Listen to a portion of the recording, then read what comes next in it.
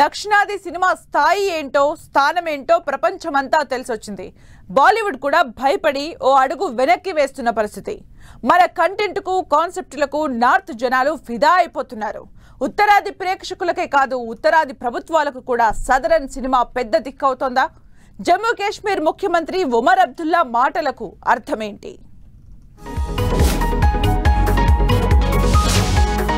Baahubali, KGF, Pushpa దక్షిణాది cinema range ఏంటో ప్రపంచానికి అర్థమైంది.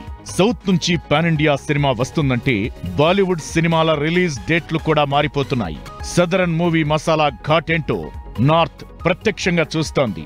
ఎక్కడి సినిమాలు చూసి ఉత్తరాది ప్రేక్షకులు పూనకాలతో ఊగిపోతున్నారు. దీంతో కలెక్షన్ల వర్షం కురుస్తోంది. ఇక రాబోయే సినిమాలన్నీ పాన్ ఇండియావే.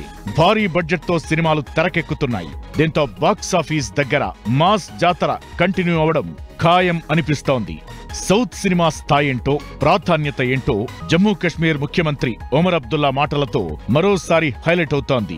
బాలీవుడ్ ను నమ్ముకుని దండగాని దక్షిణాది సినిమాను నమ్ముకుంటే బెటర్ అంటూ ఉమర్ చేసిన వ్యాఖ్యలు ఇప్పుడు హాట్ టాపిక్ అవుతున్నాయి. సదరన్ సినిమాల బడ్జెట్ ను ప్రత్యేకంగా ప్రస్తావిస్తూ ఉమర్ కీలక వ్యాఖ్యలు చేశారు. అహంకారం, అజ్ఞానంతో ఇన్నాళ్లు సౌత్ సినిమాను చిన్నచూపు చూశామని ఎప్పుడైనా కళ్లు తెరుచుకుని అక్కడి సినిమాలపై దృష్టి పెట్టాల్సిన అవసరం ఉందన్నారు ఉమర్. 100 కోట్లతో తెరకెక్కుతున్న దక్షిణాది సినిమాల్లో జమ్మూ కాశ్మీర్ అందాలను చూపిస్తే ఆ రీచ్ ఇంకో లెవెల్లో ఉంటుందని, దీంతో ఇప్పుడు సౌత్ సినిమా మీద నజర్ పెట్టాల్సిన టైం వచ్చేసిందన్నది ఉమర్ మాట.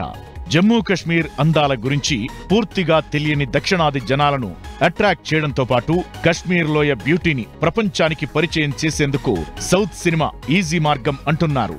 నార్త్ ప్రేక్షకులకే కాదు ప్రభుత్వాలకు కూడా సౌత్ సినిమానే పెద్ద దిక్కయిందనే చర్చ జరుగుతోంది.